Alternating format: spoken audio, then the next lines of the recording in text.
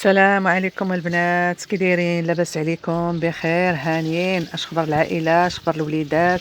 نتمنى تكونوا كلشي لاباس عليكم العائلات. اليوم خرجت درت دوره في البحر، درت واحد الجوله في البحر مع 7 الصباح. جلست في الشط ديال البحر وكنتصنت الموسيقى الامواج، وزعما كتريح الاعصاب. وكنتمنى كلشي اللي ساكن قريب للبحر يمشي في 7 الصباح ولا 6 الصباح ويجلس تما يتمتع مع دوك الامواج. واللي ما حداش البحر يجي عندنا المحمدية، مرحبا به. ايوا هادشي اللي نقول لكم، وتبعوا معايا حتى الاخر، ونتمنى ديروا لي لايك وديروا لي اشتراك وديروا لي جيم.